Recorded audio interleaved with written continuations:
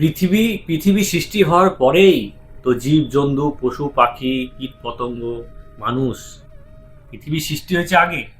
আগে পৃথিবী সৃষ্টি হয়েছে, তারপরে পৃথিবীতে অক্সিজেন ছিল, জল ছিল, মাটি, এইসব কারণেই আকাশ বাতাস, এইসব কারণেই তো গাছপালার পৃথিবীতে সৃষ্টি হয়েছে, পশু পাখি সৃষ্টি হয়েছে, মানুষের সৃষ্টি হয়েছে। হুম। তো মানুষ আর পশু পাখির মধ্যে খুব একটা পার্থক্য নেই। কি পার্থক্য? মানুষ আর পশু পাখির মধ্যে কি পার্থক্য? মানুষ আর পশু পাখির পার্থক্য কি? বুদ্ধির ডিফারেন্স। মানুষের উন্নত ধরনের বুদ্ধি, ব্রেন কাজ করে, উন্নত ধরনের থিঙ্কিং, মানে মনোভাবটা কাজ করে। আর পশু পাখি অত বুদ্ধি নেই। তাছাড়া দেখুন, পশু পাখির মুখ আছে, আমাদেরও মুখ আছে, ওরাও খায়, ঘুমায়, ওরা সব কিছু করে। আমরাও যা করি ওরাও তাই করে। ওদের মধ্যেও ভালোবাসা আছে একে অপরের। দেখবেন দুটো দুটো পাখি পরস্পরের দেখবেন একসঙ্গে ওড়ে, একসঙ্গে ভালোবাসে, একসঙ্গে সব কিছু। আবার দুটো পশুও তাই, অনুভূতি, ভালোবাসা সব কিছু আছে, কিন্তু একটু বুদ্ধিটা কম হয়। আর দেখবেন একটা মুরগিকে, ওর বাচ্চা যখন মুরগি বাচ্চা দেয়, তো বাচ্চাকে ধরতে যাবেন, দেখবেন মারতে হবে, এমনকি ঠোকরাতে আসবে। হ্যাঁ, মানে কেন আমার বাচ্চাকে মারবি, হ্যাঁ, কেন আমার বাচ্চাকে মারতে আসিস, একটা অনুভূতি। হ্যাঁ, তারপর দেখবেন পাখিরা, দেখবেন ওর ছোট ছোট বাচ্চাদের জন্য খাবার অন্য অন্য গাছ থেকে হোক, অন্য জায়গা থেকে হোক, খাবার নিয়ে এনে দেয়। হ্যাঁ, তো একটা ওই সব কিছুই সেম, সাইজটা আলাদা হতে পারে, হয়তো ওদের মুখের সাইজ আলাদা, আমাদের মুখের সাইজ আলাদা, ওদের চোখের সাইজ আলাদা, আমার চোখের সাইজ আলাদা, কিন্তু জিনিস যে সিস্টেম, ওরা অক্সিজেন নিচ্ছে, খাচ্ছে যাচ্ছে, সব কিছু হচ্ছে এরকম। তো ওদের একটা সিস্টেমেটিক, প্রাকৃতিক সিস্টেম একটা তৈরি আছে। যেমন ধরুন বাঘ বাঘ কি, বাঘের কি, বাঘ খিদা লাগলে শিকার করে খাবে, পশু পাখি হরিণ শিকার করে খাবে। ওরা তো গাছপালা খেতে পারবে না, বাঘ কোনদিন গাছপালা কি ওইসব খেতে পারবে না, লতা পাতা এইসব খেতে পারবে না। তো এটা প্রাকৃতিক সিস্টেম। ও জন্ম নেওয়ার পর থেকেই ও কিভাবে শিকার করবে, কিভাবে কিভাবে পশু, মানে কিভাবে হরিণ হোক, অন্যান্য পশু হোক, তাদেরকে শিকার করে সে তার জীবিকা অর্জন করে, তাই না? তো সাপও তাই। হ্যাঁ, ব্যাঙ কি, পোকামাকড় কিভাবে তা খেয়ে জীবন ধারণ করবে। তো তাদের জন্য ভগবান, এটা প্রাকৃতিক সিস্টেম। প্রাকৃতিক সিস্টেমে জন্ম হওয়ার পর থেকে বড় বড় এরকম দাঁত দিয়েছে। বাঘের দেখবেন সামনে বড় বড় দাঁত, পিছনে দুটো বড় বড় দাঁত। কেন? ওগুলো মাংস ছিটে খেতে কাজে লাগবে। আবার দেখুন, কুকুর বলুন, সামনে বড় বড় দুটো দাঁত কেন দিচ্ছে? ওই শাকসবজি খেতে তো দাঁত লাগবে না, তাই না? শাকসবজি খেতে দাঁত লাগবে না। তো এটা তৈরি, কৃত্রিমভাবে তৈরি না। এটা যখন পৃথিবী সৃষ্টি, ওরা প্রাকৃতিক হিসাবে এটা দিয়েছে ভগবানের কাছ থেকে। ভগবান এইভাবে ওকে বানিয়েছে যে না, তুমি মাংস খাবে, তুমি মাছ খাবে, তার জন্য তোমার এই দাঁতগুলো ছিটতে কাজে লাগবে। তো যারা মাংসাশী প্রাণী, তাদের দেখবেন ওই সামনে বড় বড় দাঁত। বিড়াল বলুন, কুকুর বলুন, বাঘ, সিংহ, হ্যাঁ, তারপরে যে শিয়াল, তারপরে হাইনা, এরা এরকমই। তো আর দেখুন মানুষের দেখুন প্রত্যেকটা দাঁত দেখুন, কোথাও উঁচু নাই, যে এরকম ছুঁচলো কোথাও নেই। আর ছাগলের দেখুন প্লেন। কেন প্লেন? কারণ প্রাকৃতিক সিস্টেমে জন্মের পর থেকেও পাতা খাবে। এটা প্রাকৃতিক সিস্টেমেই, এটা পৃথিবী সৃষ্টি হওয়ার পর থেকে এরকম, জন্মের পর থেকে পাতা খাবে। আরেকটা জিনিস লক্ষ্য করুন, যারা মাংসাশী প্রাণী, তারা জন্মের পর থেকে তাদের বাচ্চাদের চোখ বন্ধ থাকে আর কি। হ্যাঁ, চোখ পরে খোলে। আর যারা মাংসাশী প্রাণী, তারা জিভ দিয়ে চেটে চেটে জল খায়। এটা তাদের প্রাকৃতিক ধরন। আর মানুষ পিয়ে জল খায়, গরু ছাগল সব পিয়ে জল খায়। হ্যাঁ, ওরা জিভ দিয়ে মুখে চেটে চেটে জল খায় না। হ্যাঁ, তো আমাদের এটা বুঝতে হবে যে পৃথিবীতে ওরাও জন্মগ্রহণ করেছে, আমরাও জন্মগ্রহণ করেছি। তো আমরাও, আমাদের পৃথিবীতে অনেক শাক সবজি ফল মূল আছে, তো সেইগুলো খেয়েও কিন্তু আমরা বেঁচে থাকতে পারি। এত এত জিনিস, এত নতুন, মানে কত রকমের ভ্যারাইটিস, বাদাম, খেজুর, ফল মূল, শাক সবজি, কত রকমের ভ্যারাইটিস শাক, সোয়াবিন, ডাল, কত রকমের ডাল, হ্যাঁ, মুগের ডাল, কলাইয়ের ডাল, মুগ ডাল, কত রকমের খাবার, এত এত খাবার। হতে পারে মানে আগেকার দিনে এত শাক সবজি, ধান চাল এত হতো না, হ্যাঁ, তো হতো না। মানুষ কি করবে, না খেয়ে মরবে, তখন এইগুলো খাওয়া শিখেছে। এই যে মাছ, এই পশু হত্যা করে আদিম যুগের মানুষরা এইসব হত্যা করে খাওয়া শিখেছে, তখন ওরা চাষবাস জানতো না। তো সেই প্রচলন এখনো চলে আসছে। তো আমাদের যেহেতু ভগবান আমাদের বুদ্ধি ব্রেন বেশি দিয়েছে, সেহেতু আমাদের কি করা উচিত, আমরা কেন ওদের, ওরাও বেঁচে থাকে, ওদের অনুভূতি আছে, ওদের ভালোবাসা, ওদের মা সন্তানের প্রতি ভালোবাসা, আমরা কেন একটা পশুকে হত্যা করে তার গলা কেটে সে ছটপট ছটপট করে সেই করে আমরা রক্ত মাংস কেন খাবো? আমাদের তো প্রাকৃতিক সিস্টেমে আমরা যে রক্ত মাংস খাওয়ার পারমিশন নেই ভগবানের কাছে, তাই না? আমরা সেটাকে সিদ্ধ করে বুদ্ধি খাটিয়ে সেটাই খাচ্ছি। তো এটা প্রাকৃতিক সিস্টেম। তো আপনি যেরকম কর্ম করবেন সেরকম ফল আপনার বুঝতে হবে। তো এটা হচ্ছে তাই তাদের একটা প্রাণীকে যখন হত্যা করা হয়, যখন বলি দেওয়া হয় কিংবা খাওয়ার জন্য যখন হত্যা করা হয়, তখন ওরা ভয়ে একদম কাঁপো কাঁপো হয়, দেখবেন লোম খাড়া হয়ে যায়। সে একটা ছাগলকে যখন বলি দেওয়া হয়, সেই ছাগলটা কিন্তু অনুভূতিতে বুঝতে পারে, তার গায়ে লোম খাড়া হয়ে যায়, সে জানে যে আমাকে এবার হত্যা করবে। তো আমরা কেন অন্যের প্রাণীর মাংস খেয়ে আমরা জীবন ধারণ করবো? কেন করবো? আমরা যেহেতু আমরা অন্য সোয়াবিনে অনেক প্রোটিন আছে, বাদামে অনেক প্রোটিন আছে, দুধ, ঘি, অনেক প্রোটিন আছে। আর অত প্রোটিন তো আমাদের লাগে না। আপনি যেরকম কাজ করবেন আপনার সেরকম প্রোটিনের দরকার, সেরকম পাওয়ারফুল প্রোটিন দরকার। আপনি পাওয়ারফুল কাজ করলে আপনার পাওয়ারফুল প্রোটিনের দরকার হতে পারে, মানলাম। আপনি জিম করছেন, করছেন, সেটা নয় মানলাম, সেটা পরের কথা। কিন্তু আপনি অফিসে কাজ করছেন, আপনি চুপচাপ থাকেন, বাড়িতে থাকেন, অত পরিশ্রমের কাজ করেন, আপনার অত প্রোটিন কি দরকার? আর আমাদের প্রোটিন বেশি হয়ে গেলে আমাদের যে বডির কোলেস্টেরল হোক, বডির চর্বি হোক, এইগুলো কি হয়, যেটুকু প্রোটিন দরকার ওইটুকু বডিতে লাগে, আর বাকি প্রোটিন আমাদের পেটে জমা হয়, পেটে চর্বি জমা হয়। এই চর্বি বয়স বেশি হয় তখন আমাদের সমস্যার সৃষ্টি করে, হ্যাঁ, তখনই ওই কোলেস্টেরল বেশি, সুগারই, হ্যান বিভিন্ন ধরনের রোগ সৃষ্টি হয়। তো আমরা যেহেতু মানুষ, সেহেতু আমাদের বুঝতে হবে যে ভগবান কি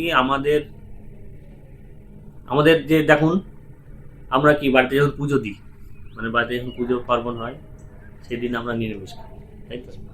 যে কেন, যে আজকে বাড়িতে পুজো, আজকে নিরামিষ খেতে হবে, আজকে বাড়িতে পুজো না, আজকে বাড়িতে পুজো বলে নিরামিষ খেতে হবে না। নিরামিষ খাওয়া হিসেব মতো সারা মানে প্রত্যেক দিন খাওয়া উচিত, প্রত্যেক দিন নিরামিষ খাওয়া উচিত। কিন্তু আমরা অভ্যাসে পরিণত হয়ে গেছে।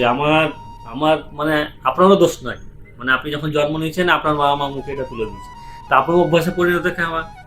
তো এটা পরস্পর তার বাবা মা খাইছে, তার বাবা মা খাইছে, এটা হিসাবে চলে আসছে। এটা মানে আগের জন্ম, তার আগের জন্ম থেকে চলে আসছে এটা। তো আমাদেরকে বুঝতে হবে।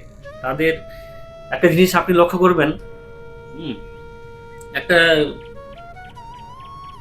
পাখি জলে পড়ে গেছিল, দিয়ে উঠতে পারছে না, মানে এমনি করছে, এমনি করে হাতটা উঠতে পারছে না, হ্যাঁ। তো যেই একটা গিয়ে আমি যেই পাখিটাকে একটু ইট দিয়ে লাঠি দিয়ে তুলে দিলাম, সে উড়ে চলে গেল কি সুন্দর, হ্যাঁ। তাহলে মানে কি, সে বাঁচলো আর কি, হ্যাঁ। সে তার ভাষায় তো বুঝতে পারছি না আমরা, কিন্তু সে তো মনে মনে ভাবছে যে বাবা বাঁচলাম, জলের মধ্যে পড়ে গেছিলাম, উঠতে পারছিলাম না, আমার দুটো বাসায় ছেলে আছে, দুটো ছোট ছোট বাচ্চা আছে, তার জন্য খাবার নিয়ে যেতে হবে, হ্যাঁ। তো এই যে একটা আনন্দ, কোনোদিন একটা মুরগিকে তখন কাটতে যাচ্ছে, মুরগিটা তখন মানে প্যাঁ প্যাঁ করছে, সেই মুরগিটা যখন কাটতে যাচ্ছে, সেই মুহূর্তে আপনি কি করবেন, মুরগিটাকে আপনি নিয়ে জঙ্গলে ছেড়ে দিয়ে দেখুন তো কতটা আপনি মন থেকে শান্তি হবে। যে মুরগিটা কাঁপতো, ভয়ে কাঁপছিল, সেই মুরগিটা মানে ছেড়ে দিয়ে একবার জঙ্গলে ছেড়ে দিয়ে দেখুন কতটা আনন্দ পাবে। এই আনন্দটা, এইসব আনন্দ আমাদের নিতে হবে।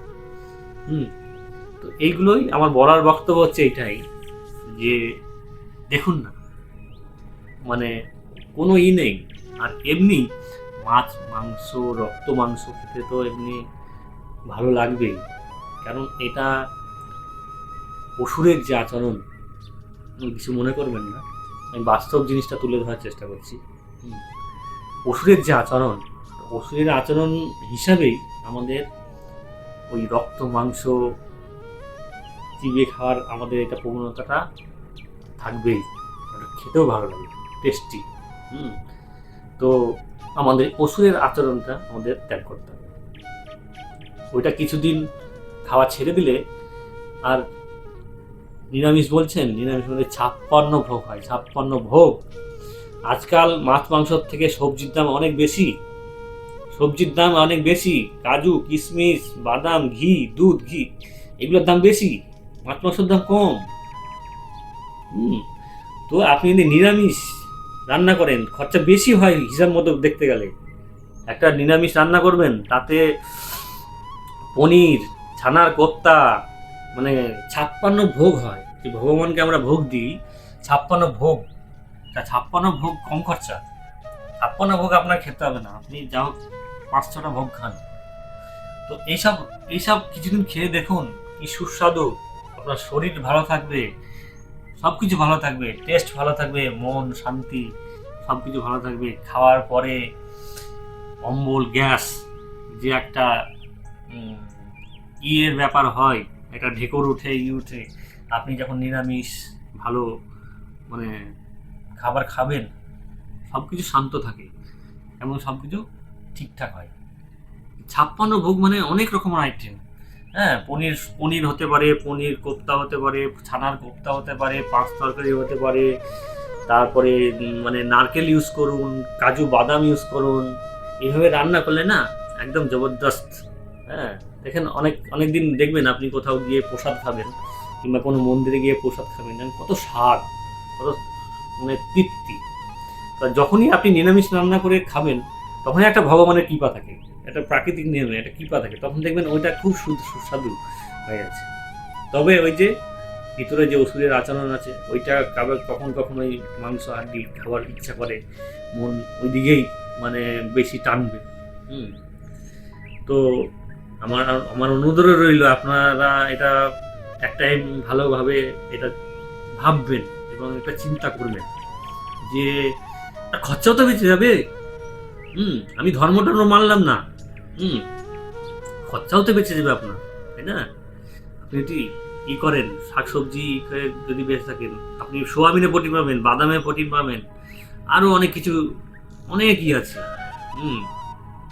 জাবরাটা মানে অনেক কিছু, আরো অনেক ভেজিটেবল আছে, আমি এখন অত ডিটেলসে বলছি না, কিন্তু আপনি একবার করে দেখুন, আপনি উপকার পান কি পান না আমি বলবেন, দেখবেন।